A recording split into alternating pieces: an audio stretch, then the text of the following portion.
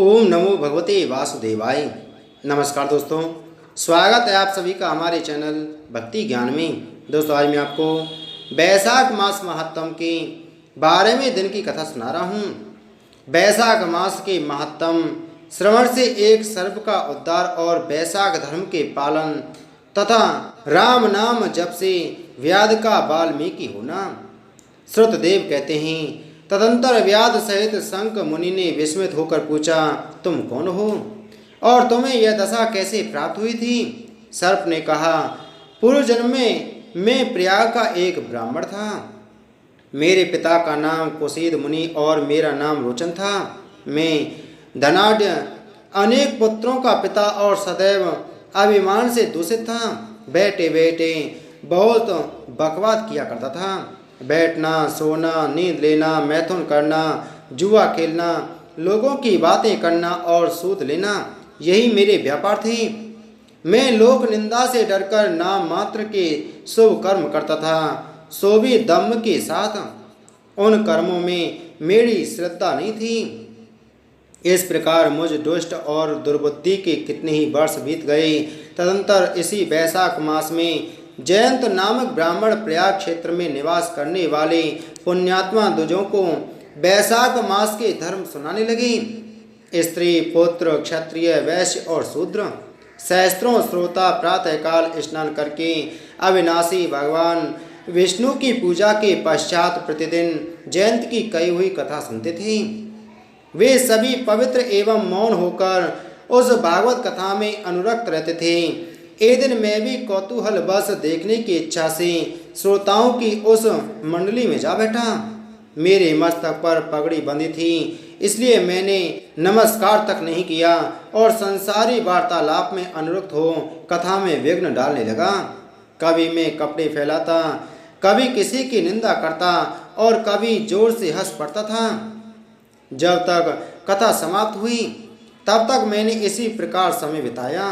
तत्पश्चात दूसरे दिन सन्निपात रोग से मेरी मृत्यु हो गई।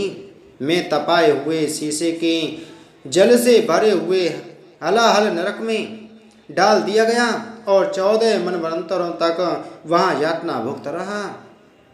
उसके बाद 84 लाख योनियों में क्रमशः जन्म लेता और मरता हुआ मैं इस समय क्रूर तमोगुणी सर्प होकर इस वृक्ष के खोखले में निवास करता था। मुनि, सौभाग्यवश आपके मुखारविंद से निकली हुई अमृतमयी कथा को मैंने अपने दोनों नेत्रों से सुना, जिससे तत्काल मेरे सारे पाप नष्ट हो गए। मुनि श्रेष्ठ, मैं नहीं जानता कि आप किस जन्म के मेरे बंधु हैं, क्योंकि मैंने कभी किसी का उपकार नहीं किया है, तो भी मुझ पर आपकी कृपा हुई। जिनका चित्त समान है, जो सब प्राणियों पर दया करने वाले साधु पुरुष हैं, उनमें परोपकार की स्वाभाविक प्रवृत्ति होती है। उनकी कभी किसी के प्रति विपरीत बुद्धि नहीं होती। आज आप मुझ पर कृपा कीजिए, जिससे मेरी बुद्धि धर्म में लगे। देवादिदेव भगवान विष्णु की मुझे कभी विस्मृति न हो और साधु चरित्र वाले महापुरुषों का सदा ही संग प्राप्त हो। जो लोग मद से अंधे हो रहे हों, उनके लिए एकमात्र दरिद्रता ही उत्तम अंजन है। इस प्रकार नाना भांति से स्तुति करके रोचन ने बार बार शंख को प्रणाम किया और हाथ जोड़कर चुपचाप उनके आगे खड़ा हो गया। तब शंख ने कहा, ब्राह्मण, तुमने वैशाख मास और भगवान विष्णु का महात्म सुना है। इससे उसी क्षण तुम्हारा सारा बंधन नष्ट हो गया। द्विज श्रेष्ठ, परिहास, भय, क्रोध, द्वेष, कामना अथवा स्नेह से भी एक बार भगवान विष्णु के पापहारी नाम का उच्चारण करके बड़े भारी पापी भी रोग शोक रहित वैकुंठ धाम में चले जाते हैं। फिर जो श्रद्धा से युक्त हो, क्रोध और इंद्रियों को जीतकर सबके लिए दया भाव रखते हुए भगवान की कथा सुनते हैं, वे उनके लोक में जाते हैं। इस विषय में तो कहना ही क्या है। कितने ही मनुष्य केवल भक्ति के बल से एकमात्र भगवान की कथा वार्ता में तत्पर हो, अन्य सब धर्मों का त्याग कर देने पर भी भगवान विष्णु के परम पद को पा लेते हैं। भक्ति से अथवा द्वेष आदि से भी जो कोई भगवान की भक्ति करते हैं, वे भी प्राणहारिणी पूतना की भांति परम पद को प्राप्त होते हैं। सदा महात्मा पुरुषों का संग और उन्हीं के विषय में वार्तालाप करना चाहिए। रचना शिथिल होने पर भी जिसके प्रत्येक श्लोक में भगवान के सुयश सूचक नाम हैं, वही वाणी जन समुदाय की पाप राशि का नाश करने वाली होती है, क्योंकि साधु पुरुष उसी को सुनते गाते और कहते हैं।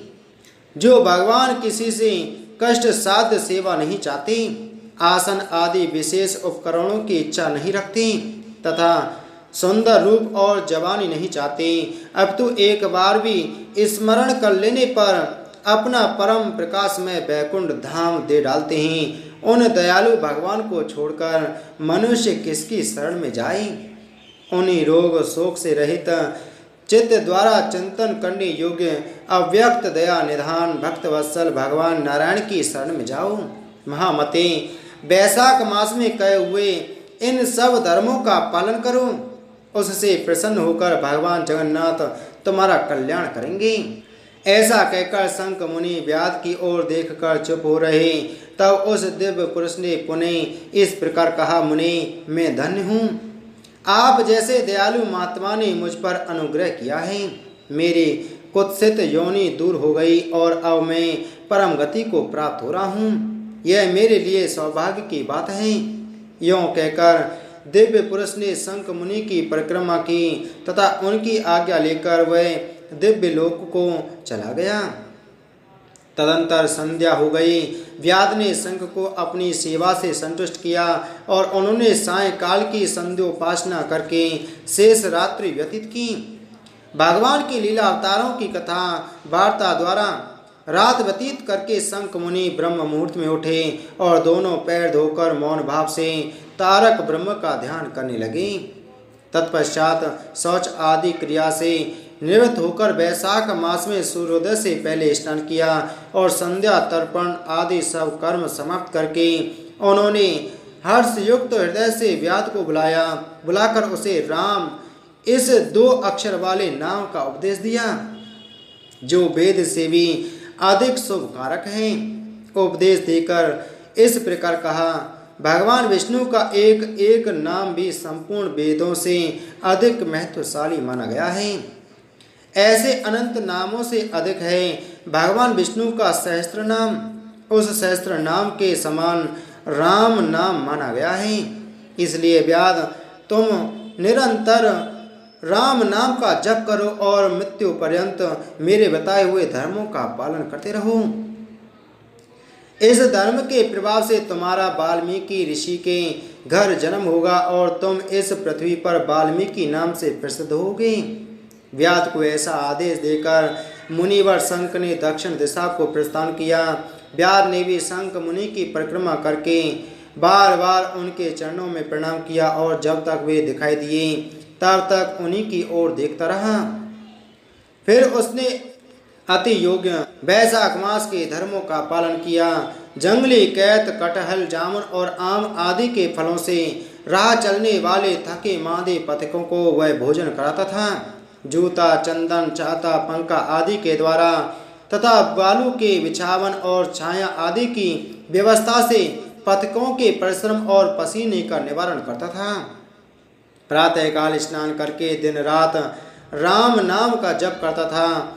इस प्रकार धर्मानुष्ठान करके वह दूसरे जन्म में वाल्मीकि का पुत्र हुआ। उस समय वह महायशस्वी वाल्मीकि के नाम से विख्यात हुआ। उन्हीं वाल्मीकि जी ने अपने मनोहर प्रबंध रचना द्वारा संसार में दिव्य राम कथा को प्रकाशित किया, जो समस्त कर्म बंधनों का उच्छेद करने वाली है।